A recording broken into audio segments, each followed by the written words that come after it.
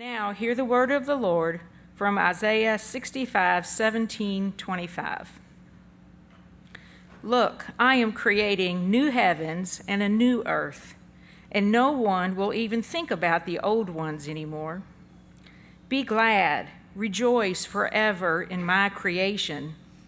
And look, I will create Jerusalem as a place of happiness. Her people will be a source of joy. I will rejoice over Jerusalem and delight in my people. And the sound of weeping and crying will be heard in it no more. No longer will babies die when only a few days old. No longer will adults die before they have lived a full life. No longer will people be considered old at 100. Only the cursed will die that young. In those days, people will live in the houses they build and eat the fruit of their own vineyards. Unlike the past, invaders will not take their houses and confiscate their vineyards. For my people will live as long as trees, and my chosen ones will have time to enjoy their hard-won gains. They will not work in vain, and their children will not be doomed to misfortune. For they are people blessed by the Lord, and their children too will be blessed. I will answer them before they even call to me. While they are still talking about their needs, I will go ahead and answer their prayers. The wolf and the lamb will feed together. The lion will eat hay like a cow, but the snakes will eat dust. In those days, no one will be hurt or destroyed on my holy mountain.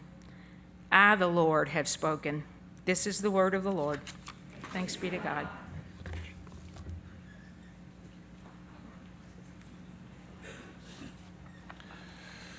Good morning, Sojourn. Peace be with you. Well, my name is Sam. I'm one of the pastors here, and I get the honor to preach to you this morning. I always say it, but you woke up this morning, you could have chose to be anywhere else, but you chose to be here. So if this sermon's bad, that's your choice. You chose to be here. I'll just share this. So I don't preach very often. So after the 9 a.m. service, I'm like, thank the Lord I got to preach that sermon. Like I finally got it out of me. And then I get to the 11 o'clock service and I'm like, what am I supposed to say? Like you pass the test and then you forget everything the test is about. So, all right, so I'll stop rambling now, and I'll give you the one announcement that they permit me to give. Part of that's on me, part of that's on them. I get one announcement. This building is really old. That's not the announcement. This building's really old and needs a lot of upkeep. We have made this place a really beautiful place, but we need someone who can really look after it full time, and we have hired Luke Filipiak to do that. He doesn't like a lot of attention, so I'm not gonna make him stand up or anything. If you don't know who he is, don't worry. He's bald, he's got black beard, and wearing a beige-colored shirt. So if you want to go say anything to him, you're more than welcome to do that. But that's good, man. Thank you for your service. We're looking forward to how you care for this place. We are in a sermon series on heaven. Right now, this is a 5th or 6th week. And in preparation for the sermon, I bought Randy Alcorn's book. Y'all know the title, right? Heaven. Okay, good.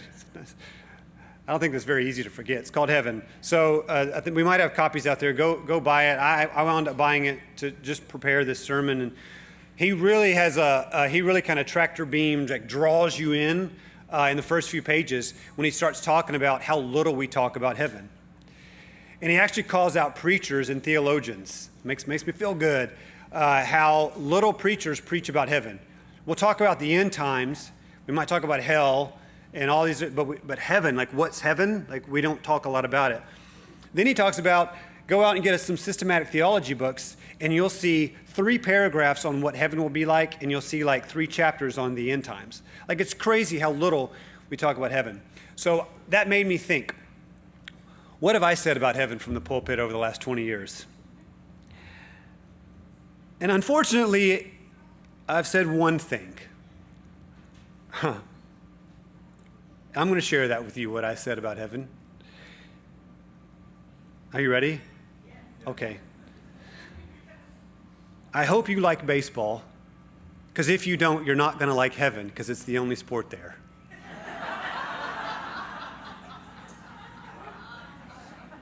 "20 years, that's what you get."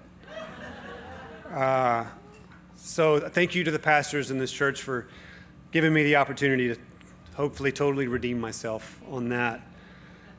So I guess the moral of the story is that if you don't like heaven, you should probably, or if you don't like baseball, you should probably reconsider liking it. But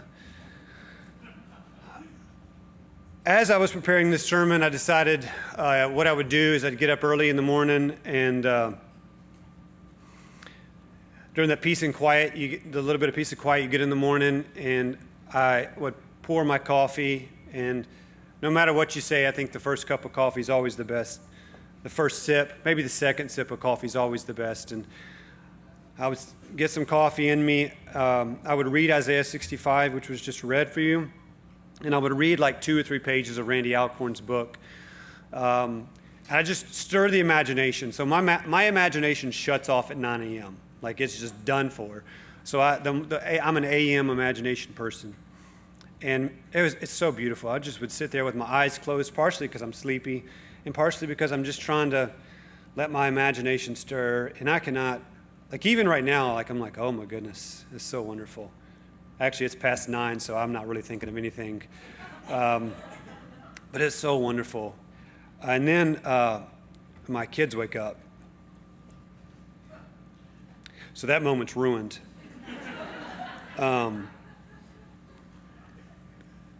And then I go about my day. You know, days are hectic. There's a lot to our days. And then the next moment of peace and quiet that I get is after the kids go down and I get in bed. And so I'm actually speaking more specifically of the days that are really hard. Your job's not going well for you, or maybe your marriage had a real tough spot that day. Maybe you're feeling like a terrible parent. Maybe you're hurting and your body's just not doing right. That next moment of peace and quiet that I get in the evening, there's just a lot of days where I just lay there and I just think, like, man, life's hard. It's so tough. Things just aren't the way they should be. I found it interesting that even though my imagination wasn't working at that second peace and quiet of my day, even though my imagination isn't working at that point, I so deeply want heaven even more. Does that make sense? I can't even think about it. My imagination's not working. I can't think about what it'll be like, but something, I just want it badly. And so through this sermon series, we've answered a lot of questions about heaven. And the question this morning is, why do we want heaven? So I'll talk about want and desire interchangeably as the same thing. But let's just start off by saying that want and desire are very powerful things. Want and desire are very personal things. So, to help you think about it, when you're sitting down with someone, a friend, a neighbor, coworker, family member, church member, and they're sharing with you something going on in their life, they're kind of opening their heart to you. They're talking about their struggles or how life is hard. Maybe they're talking about their marriage, their addictions. They're talking about their spirals of shame or fear or guilt. I learned this a few years ago. There's a very powerful question that you can ask them. When you let them talk, and then you can ask them, well, what do you want? And every time, it's almost like it catches people off guard, that question. And you know what I've never heard someone say? Like, what do you want? I've never heard them go, I really could go for a double cheeseburger from Culver's. Like, it's never anything like appetite, And I've never heard anybody give like the beauty pageant answer, like, well, what do you want? I just really want world peace. Nothing wrong with world peace and nothing wrong with a double cheeseburger from Culver's. Not picking on them, but I'm just saying that when you get to that point and you ask somebody what they want, it's always personal. I just don't want to struggle with this anymore. I just want my marriage to make it. I just don't want to be this way anymore. I want my kids to be okay. You see it? It's personal. So why do you want heaven? Why do we want heaven? Because heaven is personal. This morning, I want us to get away from the idea that heaven is some kind of cultish commune or just a corporate gathering for us. I don't want us to think about heaven as though it's some Christian Woodstock where we wander around in fields going from stage to stage. No, heaven is not all about you, but heaven is deeply personal to you. And why is that? Well, look, we live in a Genesis 3 world. And if you haven't grown up in the church and you don't know what Genesis 3 is in the Bible, Genesis 3 is where everything went wrong. Pain, sorrow, disease, your job working against you, the brokenness of the world, Genesis 3. We all share in that reality, don't we? That's the world we live in. But we're also still image bearers of God. And just because we live in a Genesis 3 world doesn't mean that we don't have Genesis 2 inside of us. Does that make sense? Just because we live in a fallen world doesn't mean that we don't still have a little bit of Eden in us, where we came from. I'm from Tennessee. Maybe you can tell that. Maybe you can't. But if I get riled up, you might hear it in my accent. If I get angry, you'll definitely hear the Tennessee come out of me, right? And so because of that, I've heard the expression, you can take the boy out of Tennessee, but amen, thank you, right? But I want to make this more personal. I say this, the Lord removed us from Eden, but he did not remove Eden from us. It's personal. Heaven is personal because it lives deep inside your want and desire. And so to talk about why that's the case, I thought about the fact that I've grown up in the church my whole life. I know the good, the bad, and the ugly of church, but one of the things that I've been blessed with is I've been able to be around a lot of elderly saints. I'm talking people who have lived long, fruitful lives following Jesus. They've been through it. Life's beat up on them as it has beat up on other people.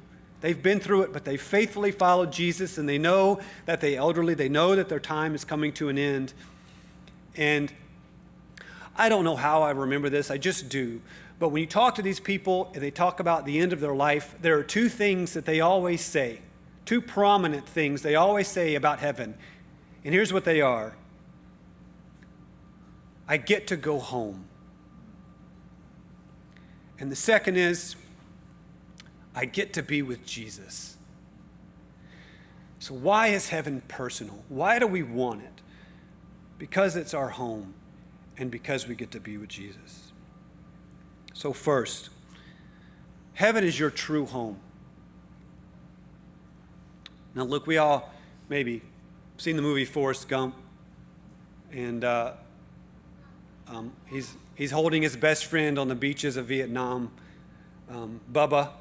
Just before Bubba dies, he says something that, it just makes you cry. It's so powerful. Because it's such a funny movie and their friendship's so back and forth. And then Bubba says, Forrest, I want to go home. Now, Bubba is actually talking about Mississippi and getting back on a shrimping boat and being with his family. Like it's home. And it's so powerful. We have a unique ability as human beings. No matter where we go, we make home there. It's just what we do. It's a second nature to us kind of thing. Now, I know some of you grew up in military families or a family that maybe a lot of job transition, so you moved around a lot. And so that kind of, the idea of home as place is a little bit of a struggle for you, but you get it, right? But for some of you, when I talk about home, it might not be a good thought for you. Maybe home for you was a place where you didn't feel safe or secure. Maybe home was a place where you didn't necessarily feel wanted, valued, or loved. Maybe home was a place where you had to grow up really fast because somebody else refused to. And if that's you, I'm sorry if that was your experience. But I'll just ask you, isn't there something deep within inside you that wants more than that? Isn't there something inside of you that says it's got to be better than that? And maybe you're striving really hard every day of your life to make home, your home, different than what home was like when you were growing up. That's you striving for heaven. That is you striving and wanting your true home. And I want us to listen to how Isaiah 65 describes true home. In verses 18 and 19, it says, "Be glad and rejoice forever in my creation. And look, I will create Jerusalem as a place of happiness. Her people will be a source of joy. I will rejoice over Jerusalem and delight in my people. And the sound of weeping and crying will be heard in it no more. No longer will babies die when only a few days old. No longer will adults die before they have lived a full life."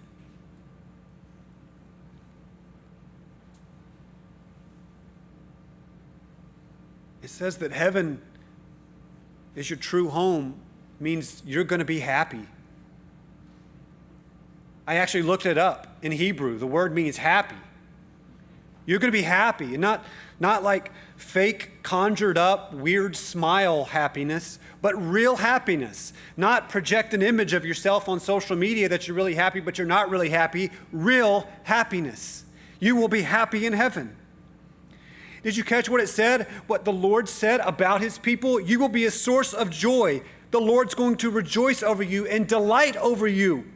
The maker of heaven and earth, your heavenly Father, the head of the household, is going to fully approve of you. He's going to be proud of you. He's going to love you. He's going to want you. He's going to dote over you. He's going to desire you. He's going to delight in you as his child. In our true home, the Bible doesn't necessarily tell us what it's going to sound like. Well, is it going to be a lot of singing? Will the birds be chirping? Will it be the sound of crashing waves, the sound of the wind blowing through leaves? I don't know what it will sound like. We don't get a description of that. But you know what heaven's not going to sound like? You're not going to hear weeping and crying. No more. I guarantee you, multiple homes represented in this room wept and cried this week over the pain in your life. No more. Now, we don't get a full description of what life will be like in heaven. We get a lot, but not everything. But we find out what's not going to be in heaven, and that's death. No more death in our true home.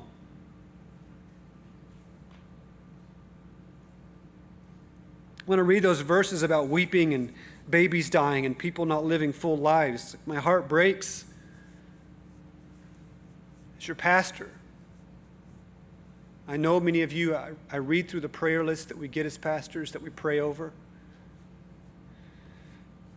Like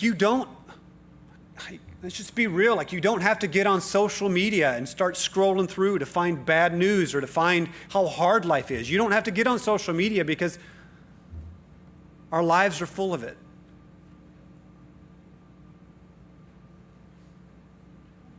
Many of you come to mind. And it makes me long even more for us to be in our true home. But this passage doesn't just talk about what heaven's going to feel like or how heaven is going to strike our senses. It actually talks about some of the stuff we're going to have in heaven. Like again, heaven is true home. Listen to how personal it is. Verses 21 and 22, in those days, people will live in houses they build and eat the fruit of their own vineyards. Unlike the past, invaders will not take their houses and confiscate their vineyards. Again, it's not Christian Woodstock. You're not wandering around in fields just, holding up the peace sign. And like it's so much more than that. You get your own house. You get your own vineyard. It's yours.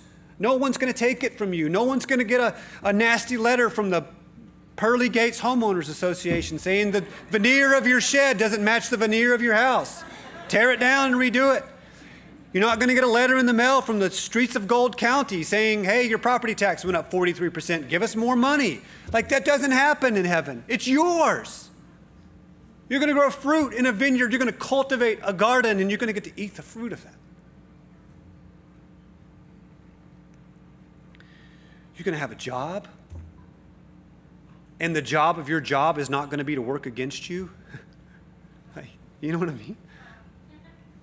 No more predators in heaven. No more bloody scenes of a lion eating a gazelle, because the lions are going to eat hay like cows. What a home. Your home. I started out the point by talking about Bubba, talking about wanting to go home to Mississippi.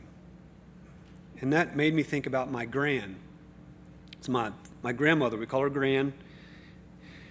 If she had a hashtag, it would be hashtag 95 and still alive.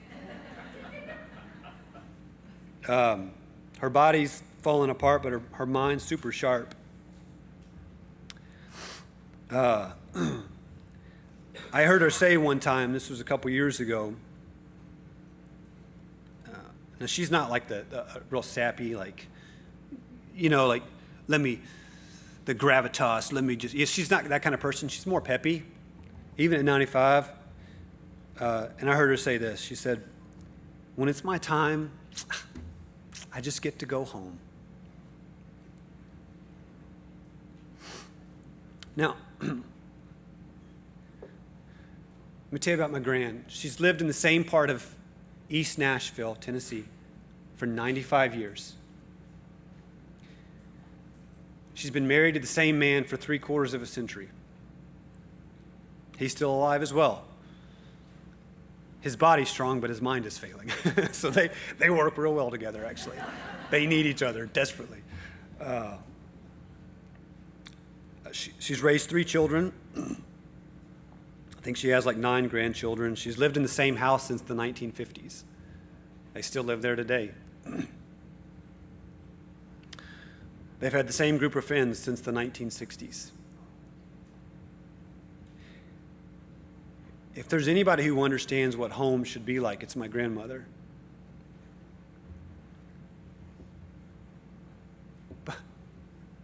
But when she thinks about heaven, she calls that home.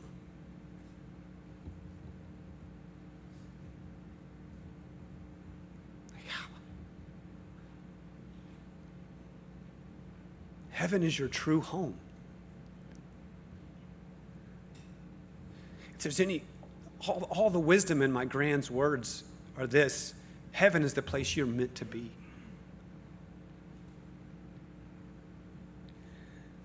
But heaven is not only personal to us because we get to go home, but heaven is also personal because Jesus is there, and we get to be with Jesus. Now, we remember that Eden is not just a place with an amazing garden, but there was something that was there in Eden that was even more deeply personal to us that we lost when we rebelled against the Lord. We got kicked out of Eden. Not only did we lose home, but we lost the presence of the Lord. The Lord kicked us out of his presence. We couldn't be there anymore. I mean, we were in a place where the Lord walked with us in the cool of the day. We were in a place where the Lord declared over you, you are very good. And then we broke that. We got kicked out of the garden, and we lost the most important relationship that we can have as human beings, and that is the relationship to our God. But praise be to God that Genesis 3 is not the end of the Bible. The story doesn't end there. Though we could not re-enter the presence of the Lord, God decided to send his presence to us in Jesus. Jesus came into our broken and messed up world. And because of his life, death, and resurrection, he didn't make us able to re-enter Eden, but more so, he made heaven a reality for us. You can't simply talk about heaven as a place and what's going to be there. In the same way that we don't talk about our homes only in terms of what our house looked like. If you said to me, Sam, tell me about your home, I'm not going to say, well, it was a 1,300 square foot ranch, single story, had a deck on the back. We were on septic.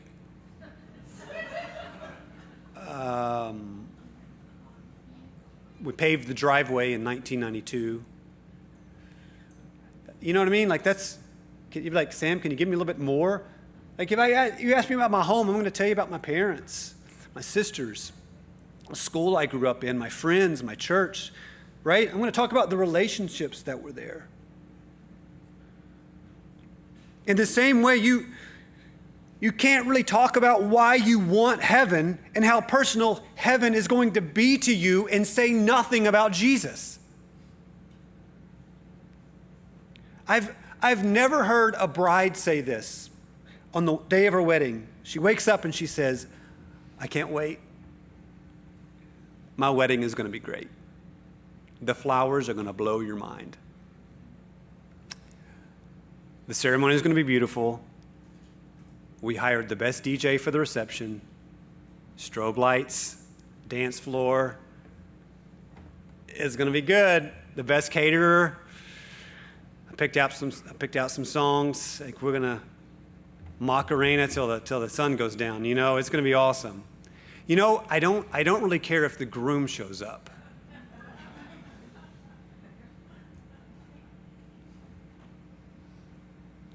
No one says that. In the same way, heaven, as it has been described over the past few weeks, heaven is not heaven if the groom is not there. You don't want heaven if you don't want the groom. If you want heaven, you want Jesus. If you want Jesus, you get heaven. The thief on the cross, as we've talked about him, he got real personal with Jesus, and all he could say was, remember me. You know, Jesus didn't say, hey, today you're going to be in paradise, and I'll give you the key to the condo. You know what I mean? What did he say? He said, today you will be with me in paradise. You're not just in paradise, you're with Jesus in paradise. If Jesus doesn't separate the two, neither do we. But I wanted to drive it home even more of why it's so personal that we get to be with Jesus. In 1 John 3:2, it says, dear friends, we are already God's children, but he has not yet shown us what we will be like when Christ appears. What we will be like when Christ appears. But we do know that we will be like him, for we will see him as he really is. So listen, Mercy Me is a worship band, and they had a song that blew up the world about 25 years ago. Know what it's called? No, not that song. No, I'm just kidding. It's called I Can Only Imagine. And it talks about when we are in the presence of Jesus, what's it going to be like? Will I be able to stand, or to my knees will I fall? Will I sing before Jesus, or will I be able to speak at all? I can only imagine. Like, we don't know. I don't know what I'm going to do when I meet him. But this verse tells us there's one guarantee of what you know will happen to you when you are in the presence of Jesus. You will become like Jesus. I don't know what my feet will do or my voice will do, but I will be transformed like Jesus. I will be perfect like Jesus. I will be whole like Jesus, and I will be free like Jesus. Do you remember what happened in Eden when we rebelled against the Lord? As soon as they ate the fruit, they immediately felt like something was wrong with them. What's that called? Shame. When they heard the Lord walking in the garden and they ran and hid, well, what do we call that? Fear. And when the Lord inquired of the situation, what did they start doing? It was her fault. It was his fault. It was that. What's that? That's an admission of guilt. Ever since that moment, we've lived our lives in fear, shame, and guilt every single day.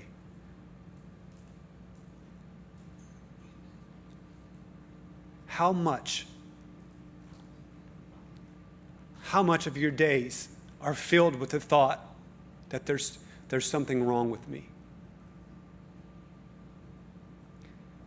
How much of your life is consumed by fearing what you don't know, or fearing all the bad things that could happen? And how much of your life is filled with regrets and being haunted by the things that you've done in your past? You see, Jesus was without sin. Jesus was perfect love.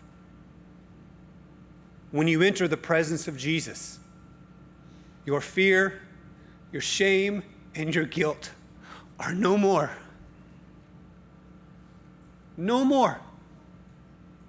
You will be like Jesus. You will be whole and free.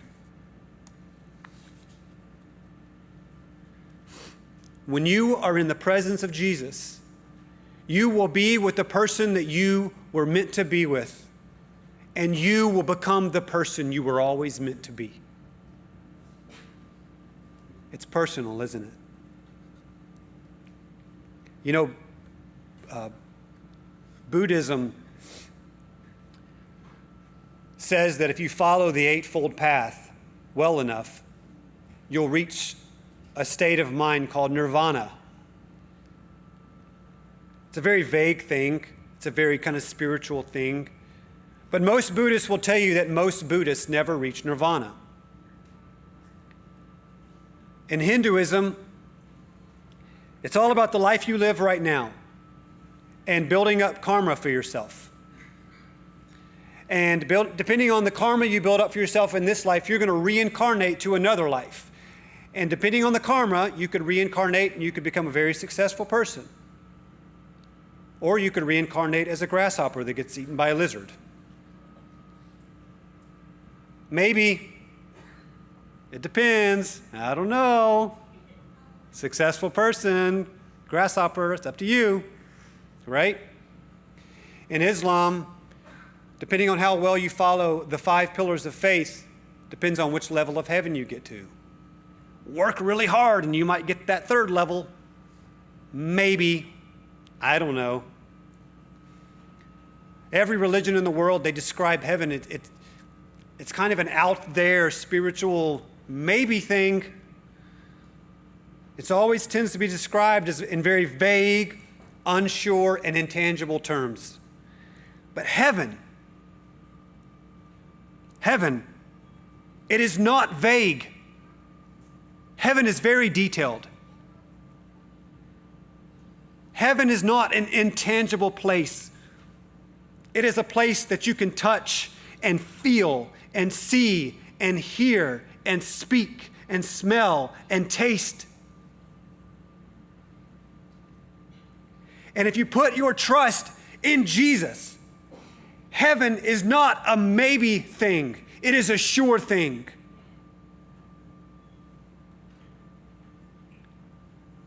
Leave no doubt that this is why we want heaven, because heaven is the most personal thing in the world to you. Your soul longs for it and craves heaven every single day, whether you want to admit it or not. Why do we want heaven, and why is it so personal? Because heaven is your true home. It is the place you were meant to be. Why do we want heaven, and why is it so personal? Because Jesus will be there, and when you get to heaven, you will be with the person you were forever meant to be with, and you will become the person you were always meant to be. So the question is not, why do we want heaven? But the question is rather, why would you not want heaven? If you're able and willing, please stand with me.